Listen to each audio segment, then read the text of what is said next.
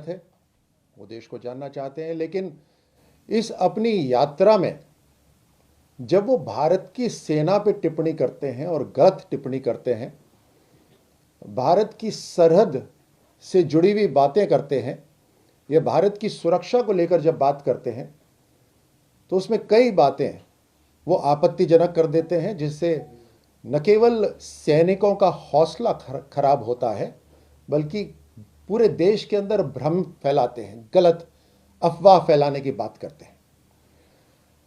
अब राहुल गांधी के नाना जी जो सो रहे थे और सोते सोते उन्होंने भारत का 37,000 स्क्वायर किलोमीटर गंवा दिया चाइना को, तो उसके बाद राहुल गांधी जी को लगा कि उनकी जो मित्रता है, प्रेम भावना है, वो चाइना के साथ बहुत नजदीक होनी चाहिए। और अब इतनी नजदीकी उन्होंने कर ली है कि चाइना क्या करने वाला है वो राहुल गांधी को पता होता है। जैसे कि अभी उन्होंने कहा कि चाइना हमले की तैयारी कर रहा है। अब इतनी नजदीकियां कैसे हुई राहुल गांधी जी की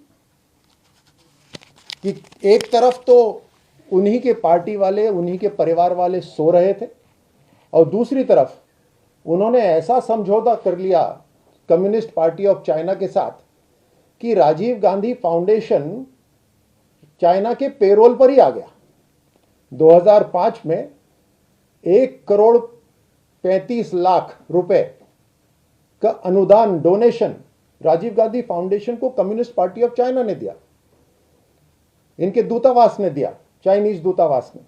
क्या जरूरत थी राजीव गांधी फाउंडेशन को चाइना के दूतावास से 1 करोड़ से ज्यादा रकम लेने की? क्या जरूरत थी? ये नजदीकियां बताती हैं। 2011 में तो इन्होंने जाकिर नाइक की फाउंडेशन से ही पैसा ले लिया, 50 लाख रुपए।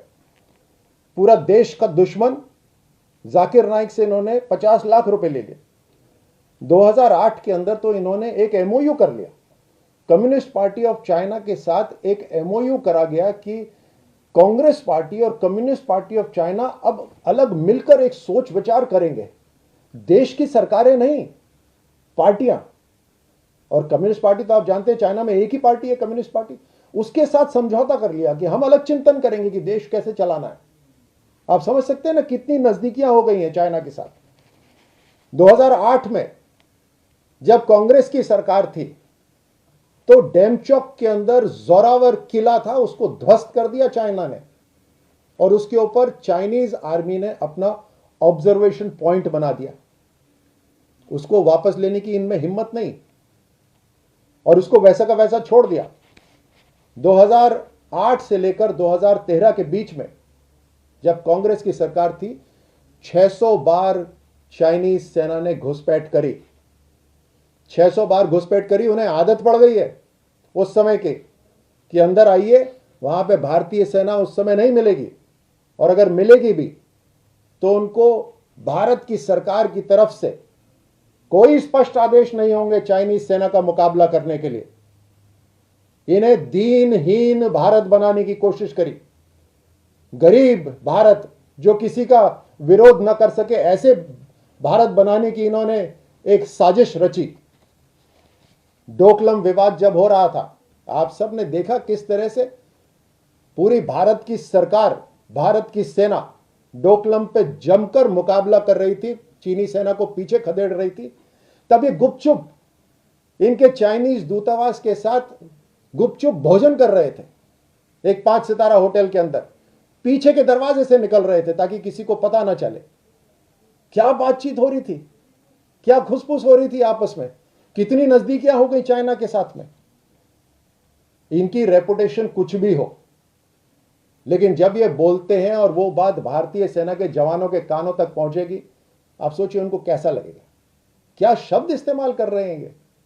हमारी भारत की सेना जो जाबाज सैनिक ऐसी कड़कती ठंड के अंदर भी जम के मुकाबला कर रहे हैं। भारतीय सीमा के अंदर 1 इंच भी जमीन 2014 के बाद नहीं छोड़ी गई है। जो वहां पर पुरानी आदतें हैं चाइनीज सेना की कि आके आराम से घुसपैठ कर लो, ऐसा नहीं है। अब मुंह तोड़ जवाब मिलता है। क्या कैसे शब्द इन्होंने इस्तेमाल करे? हमारे जवानों को पीट रहे हैं, हमारे जवान पिट रहे हैं। ये भाषा है राहुल गांधी की। जैसे मैंने कहा, इनकी रेपुटेशन कुछ भी हो, लेकिन भारतीय सेना की रेपुटेशन है, भारत की रेपुटेशन है।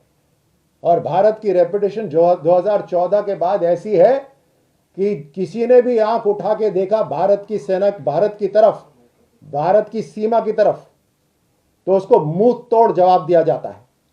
यही नहीं, अगर खतरा दुश्मन की टेरिटरी के अंदर भी हो तो वहां जाके मारा जाता है। यह 1962 का नेहरू का भारत नहीं है, यह मोदी का भारत है, यह नया भारत है।